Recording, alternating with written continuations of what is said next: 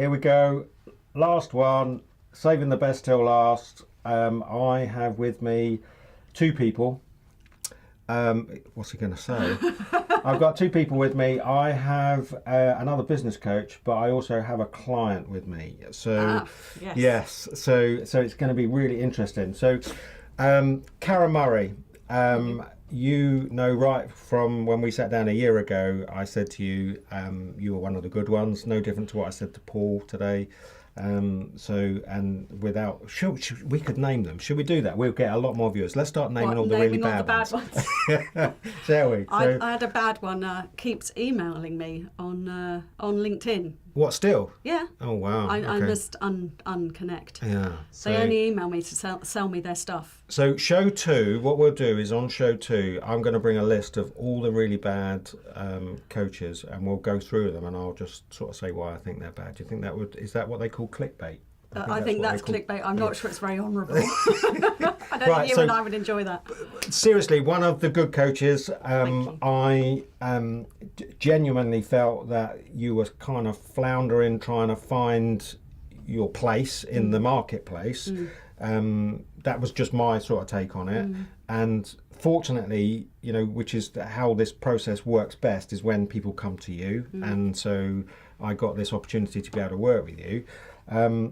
I think before we get into any detail, because I did want to keep you till the end, because I think we'll probably run over 20 minutes. Is the truth of it. So if our viewer does stay more than 20 minutes, then we'll be fab. So the only reason I say that is because I know that our sort of 90-minute to our coaching sessions, I think the shortest has been 2.5 hours. So because when you get two coaches together, it's just like, it's a nightmare. So introduce yourself and share with me and with them something, maybe, because I'm guessing there's stuff about you that I don't know about what you've done and in the past, and you know what got you to where Karen Murray coaching, I guess. Okay, so you've introduced me. I'm Karen Murray and I'm a business coach now. But I started work when I was 16, so I didn't do the usual college university route, and I worked in business administration then and sort of progressed quite quickly. But didn't really have any belief in myself or what I might be able to do, which was partly why I didn't do college and university. But by the time I got into my mid-20s, I had a really good boss who actually said, what are you doing? You know, you're my EA now, executive assistant now. What are you going to do for the rest of your working life, because you're going to get bored doing this, but you will hit a ceiling. And he encouraged me to apply to universities as a mature student, which meant I didn't need to go and do A-levels. So I did that. And I wanted to do a business studies degree because my brother had done one and was now working in De Beers, the diamond, in marketing. And I thought, that would be good. But my first 2 modules were finance and law. And I really didn't enjoy it. But I had to take a secondary subject because there weren't enough credits in the business degree. So I happened to just look through the prospectus to find something that looked interesting. And in the geology section, they went on field trips. And the first one was up to Scotland. And I thought, I fancy that. So I did business studies with geography. Wow. But I loved it. And then I transferred over to an earth sciences degree. So lots of people don't know that about me, that I have a strong geology background, and I'm fascinated by that. But I met my husband towards the end of my degree, and he's a little bit older than me, a bit like you and Janet. I hope things work out better for you than they did for us. Well, after this morning, I think you might be sleeping in the garage. Yeah. But again. We wanted to get on and start a family, so we had Matt. So I then had 5 years at home. Instead of doing all the kind of global travel that I had planned to do in my head with my new super duper geology degree, I was at home with Matt, which was great. But then I wanted to do something that would enable me to, do that. So I became a teacher. So it was quite a circuitous route. I've had a really circuitous route to becoming a business coach. Did teaching for 5 years, and what that helped me with was how you formulate teaching. Because adults learn the same way children do. Yeah.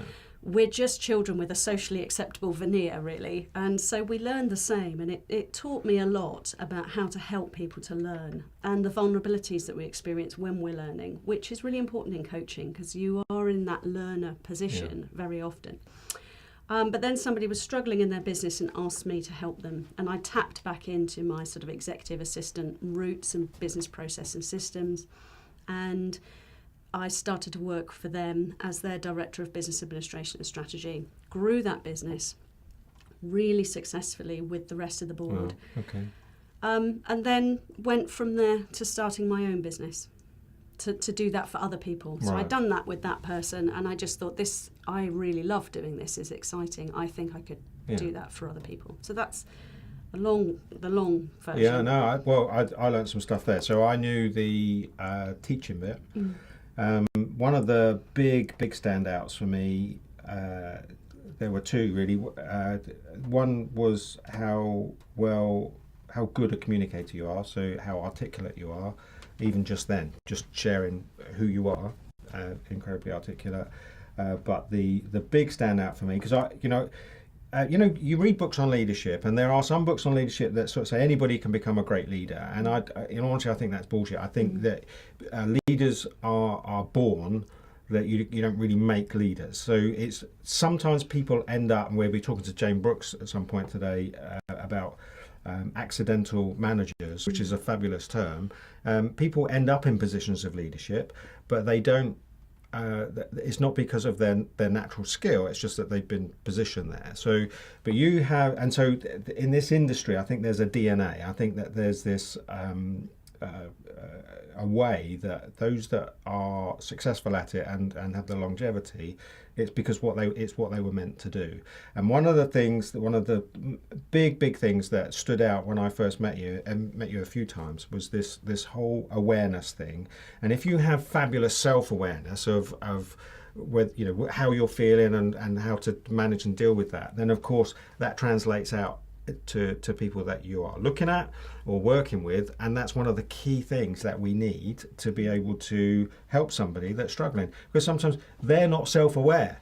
And so being able to ask, rather than just say you're really shit today, you've got to ask those excuse me for swearing, but you've got to ask those questions, haven't you? So that they can say I'm really shit today, aren't I? So and I sort of had a little poke at this with you this week. So sometimes I like to be a naughty coach and play, and so you will ask questions to just play games.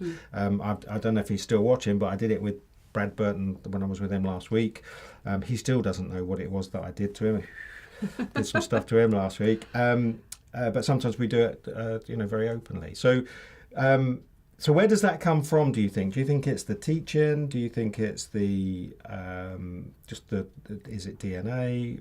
Is it school? I don't know. So this self-awareness thing and the articulate element.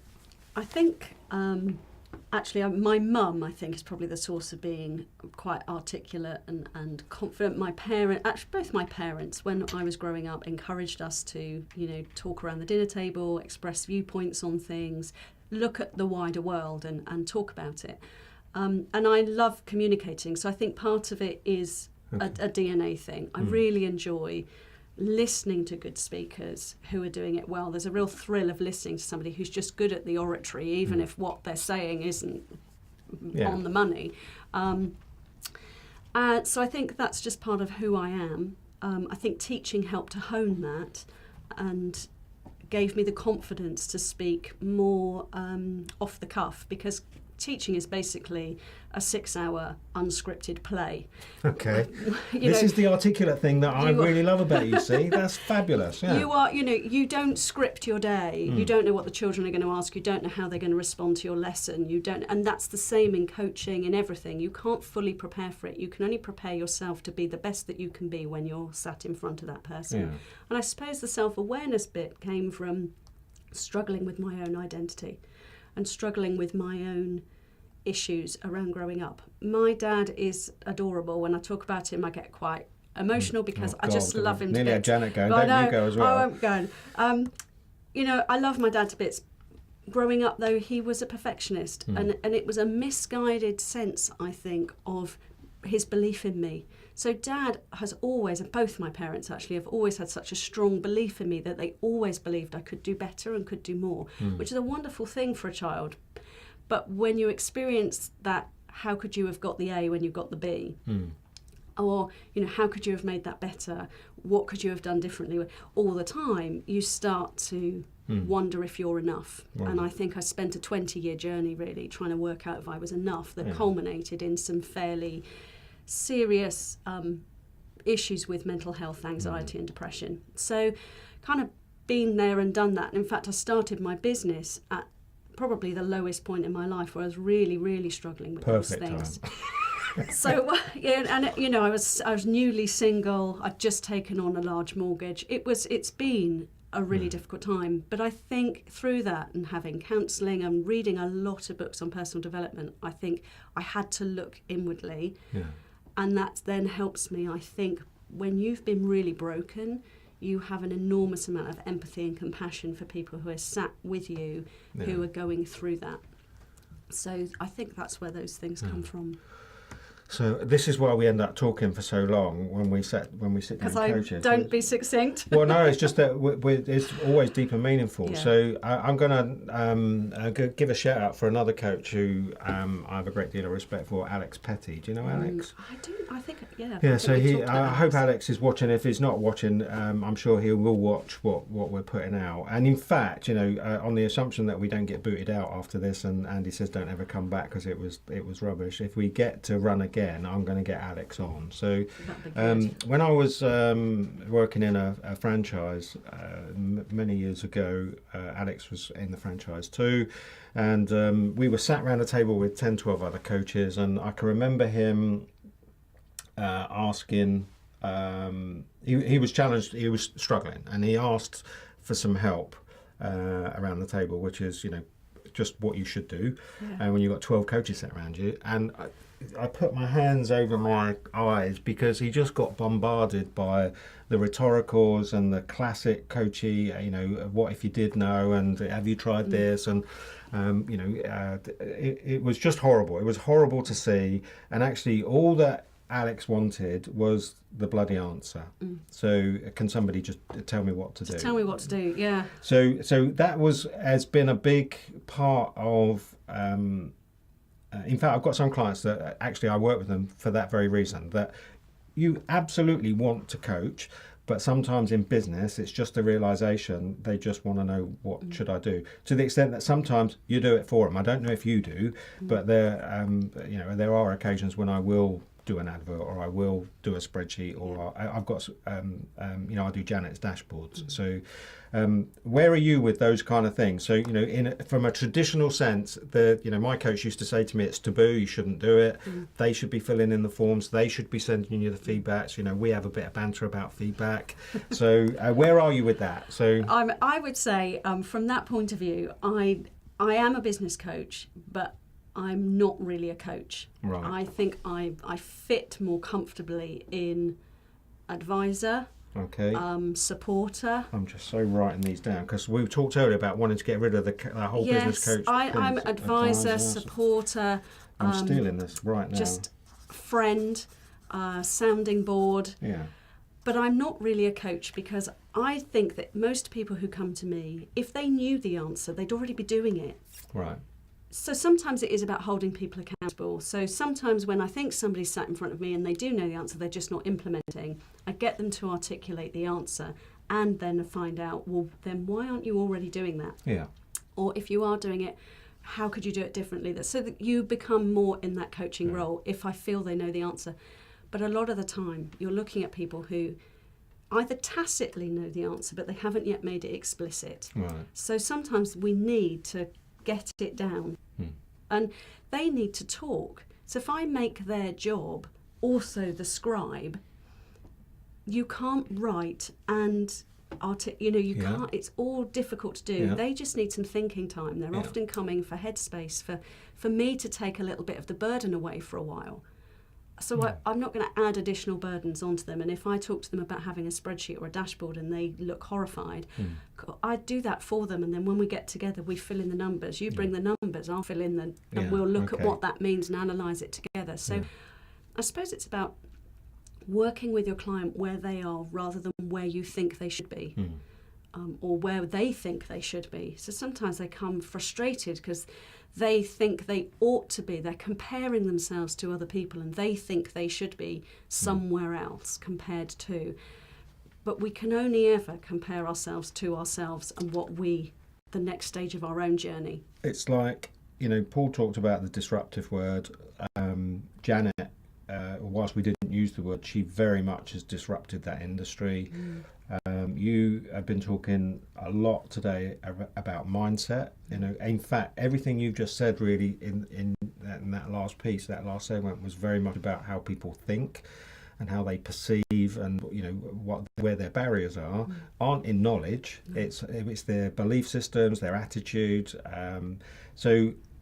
Where are you with that whole mindset piece, and how do you think that's helped you become the success that you've had? In terms of my own mindset or helping other people with it? Well, both really. So, if you think about it, I'm no different. As a business owner, I still have the same challenges as other business owners, which is why we end up sat together. It's like it's no different. It's as if I was running a sweet shop. So it works for ourselves. You need to have the right mindset, but also when you're sat with somebody and they're saying that they haven't got enough new business, is that because their marketing sucks, or is it because their attitude sucks? Yeah. So I just try to understand from you how you see it. So I'll often attack the data points first, because I think that gives us a starting point. So looking at the numbers is always really useful, because the numbers tell their own story. So what marketing are you doing? Okay. That immediately people can start to say, okay, well, this is what I'm doing. And it's an easy conversation once they write it down for them to say, do you think that's enough? Okay. And so how that's a great coachy question.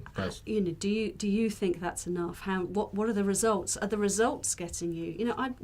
I say to people, if you're getting the results that you want, there's nothing wrong with what you're doing. There's only something wrong if you're not getting the results that you want. It's the same with leadership. Yes, people aren't born into leadership. Sometimes they do have to. I believe people can grow into it, but great leaders, I think, have to have an inherent DNA. But I think you can get better at leadership. And one of the things that I think helps you to be better at any of these things is, are you being intentional about it? Yeah. So I think mindset fits into that for me as well. Are you being intentional about looking at your mindset? So if you're not getting the results that you want, there's going to be either you don't know enough, or you're not doing enough. This is why you're so good at this. See? Or you're not thinking How in the clear right is way. that? How clear is that to share? If people aren't writing that down, But you have knowledge, action, mindset. So actually, I suppose it's just my way of I suppose I've just stolen that from you. Really, it's I don't know enough. I'm not doing enough, or there's something inherently going on up here or in here. And I often find that people who know enough but aren't doing enough, it's not that their attitude sucks, it's that they don't believe in themselves. Yeah. And I think we need real clarity about what to do. We need a really clear plan about how to do it. And then we need to believe in ourselves. And when those three things come together, I think we get real action. So if we've got real clarity about what we're trying to achieve, and we've got a plan for how to achieve it, and we get ourselves sorted out to a place where we really believe that we can get that result, we can achieve that goal, we start taking action. So if one of those three things is missing, then we take a lot of action because we're very courageous and we really think we're it, but we don't have any goals. So we're just like going around like headless chickens. And those are the people that I find who don't have any focus. Right. They are subject to every salesperson that sells them the new model that's going to make them 6 figures in 3 months, because they don't actually know what their own goals are. I'm going to delete this section of the show if you don't bloody mention something when I next ask you a question. Your breakthrough. Right, okay. We talked about it. Right, this is so important because I love it. I think it's really powerful. That is true. Those three things I find when I'm coaching is that when I'm getting people to break through, that's what I'm looking for. Which of these three things is missing? Now, alongside of that, with plan, is a bit like when I talk about in SMART, the other acronym I use, being methodical. In that section, in having a plan, you need to monitor your results. You need to be looking at some numbers. You need to have some systems and process that make that plan happen. Right. But really, those three things are what I'm looking for. And if people want a breakthrough in life or in business, and usually we need a breakthrough in both as business owners, because what's stopping us is usually us. Yeah. So if you want a breakthrough in life or in business, one of those three things is going to be your problem. I pretty much guarantee it, other than I just don't know enough. But that becomes then your job. If your goal is this, and you then find, I don't know enough to take action, then your plan is, right, learn how to do it first. Yeah. Then start to take the action. That becomes your new job, is to learn how to do it. And this is why I enjoy working with you, of course. And I genuinely, I said to Paul yesterday when we went gliding, when we and he first started, there was nobody giving us a leg up. There was nobody helping. On the contrary, it was this anti-abundant sort of attitude, and we were actually with machetes trying to break into an industry that people didn't really understand back in early 2000s. And then it got still gets lots of really bad press. So when part of my whole journey now, this whole thing about wanting to leave legacy and wanting to help, and it is very, very genuine. This is absolutely what I want to do. More and more now. So I coach a few coaches, and I've coached actually quite a few coaches over the years. You are definitely on my bloody doorstep. So again, that does for me is very clear about the abundance element. I do coach with a lady up in the Wirral. I've worked with somebody in the States, but the more I sort of pass the baton to you, and you I'd say the same to you, that if you find somebody that has all the right DNA, is to make sure that you give them the leg up too. I'm very openly, I will share with anybody that's watching anything that comes from this lady that you think, well, I've seen that Ian's got that stuff. She has permission to use anything that I've got. So not that to give you a shortcut, but if you think that, why would I want to change that, then it's yours to use. So and I've said the same to Paul. So because you want to be able to help the good ones, to help get them to where they want to go. So we've had long conversations about those sort of things. So I'm conscious that I knew we'd overrun, which is why we wanted to bring you on last. So sort of 2-3 minutes, what are you going to be doing for the rest of this year? Not holidays, but from a work perspective, and then into next year. What's exciting about Karen Murray coaching? So your breakthrough year is something that I'm working on at the moment, which is a product really that will enable people to experience the kind of breakthrough that they want in their business.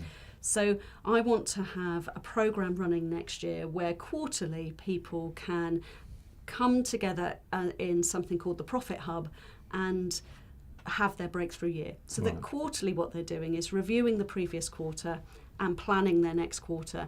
And then in between, some people might want coaching, but there'll be, a Facebook group where people can support each other.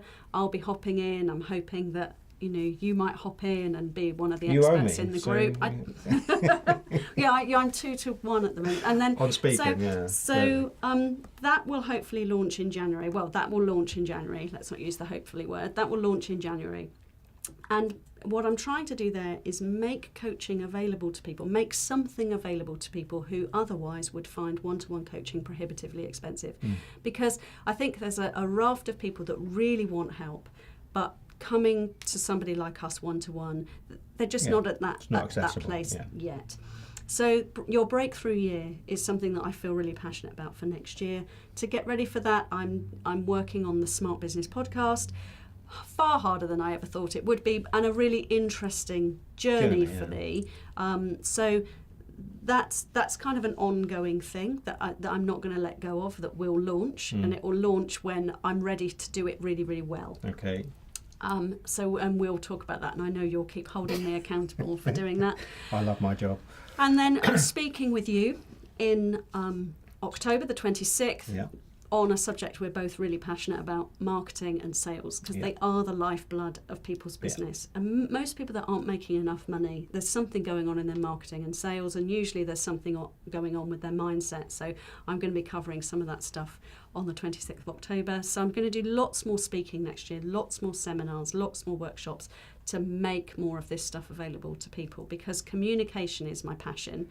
and I'm a natural teacher. Yeah. Where potentially I'm not a natural coach. I have to work harder at the coaching, but I do love communicating, and I love workshops where people are able to engage with the learning as they go along and come away with something that means that they take action the next day. So I think people that saw you at the Big 100, because you, again, moulded yourself into that very challenging concept of a tip every 3 minutes. You absolutely just melted into there perfectly. I think the sales and marketing workshop that we're running in October, 26th of October, 9 till 4:30 at the Langston Hotel. Check web for details. Thank you for the lead in. I think we'll see the true, so that'll be more the Karen Murray that I know as teacher, trainer, coach, and speaker. So I think because it's much more of a workshop, head down type of environment where it's transference of information in a training coaching, because there'll be some help at the tables and what have you. So I'm really looking forward to that. So where can people find out about all of these things that you're doing? Facebook, website, just share so that people can go find you. So www.karenmurraycoaching.com is the website, and you can sign up to get email when the podcast is launched there, and you'll only get weekly email to say this is the next podcast episode and here's some extra stuff from me because you're on my list. There won't be anything else. So just for my GDPR, job done. Tick. You don't have to tick boxes. If you've opted in for the podcast, that's all you'll get. And then Facebook is Karen Murray Business Coach. I try to do a Facebook Live most days. It tends to be 2 or 3 times a week at the moment, but my September is every day. Want to get in? So with TalkPod TV. I'm really loving the show aspect. I'm looking forward to seeing it back. Yeah, I think it'll be really good. So those are the 2 main ways to find me at the moment. Okay. How about you when people want to find you? Well, yeah. One of the things is, I guess it's a little bit egotistical. I spent years, there's a very famous Ian Dickson. In fact, my middle name is Ross, and his name is Ian Ross Dickson. No way. So, I did not know that about you. Yeah, so what, my middle name? Yeah, and that there was somebody else called and he Ian is Ross mega Dickson. famous. This Ian Ross Dickson is mega famous. He's the equivalent to Simon Cowell in Australia. Is a big music mogul. And so he always owns the front page on Google if you put his name in. So my name in, not his name, my name in. But now, if you put my name into Google, I own the front page, which is just, I always look skyward and think Mum would be really proud if she's Googling me up there, she's going to find me. So, so my work here is done. And bizarrely, I couldn't get iandickson.co.uk for years and years and years. And I was just randomly looking about 3 years ago, and it was just like there, £3.50, and I was just like, oh my God! KarenMurray.com is £7,000, so it'll be a while before I can buy that one. So iandickson.com is owned by a guy in Gloucester, and if he's watching this, you're a very greedy man.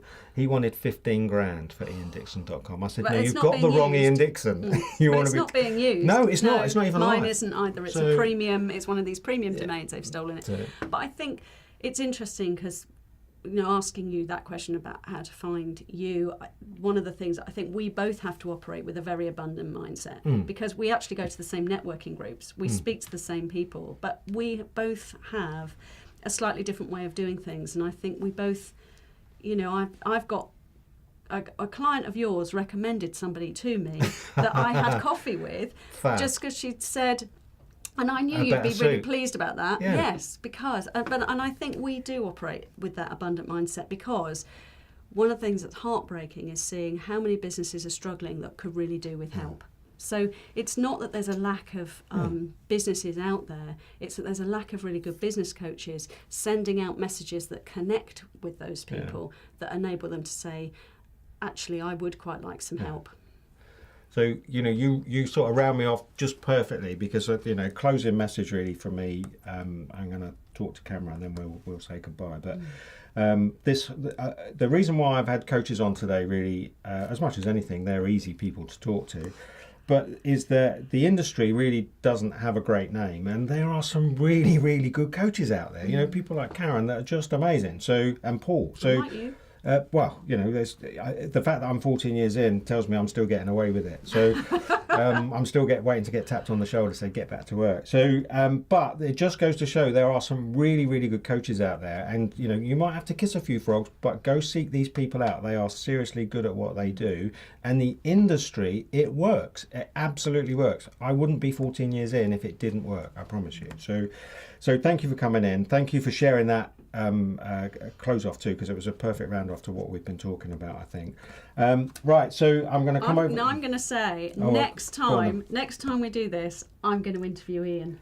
Fabulous. There you go. How about that? He's been really generous with us today and allowed us as coaches to showcase ourselves. Yeah. But this man, you need to hear some more from him. So I'm going to interview you next time. Right. Okay. Well, I didn't know that was coming. So we might need some more 50p's for the meter, Andy, to see if we can get another one going. So, right, if you've watched the show today and you've enjoyed it, please do share it. I meant to say all the way through, please keep hitting the share button. But of course, it's going to be posted up, and you can go back and watch it at any time. You might be watching this tomorrow. So, but please do, if you find anything of interest in here, just hit the share button. It's completely free to do. So.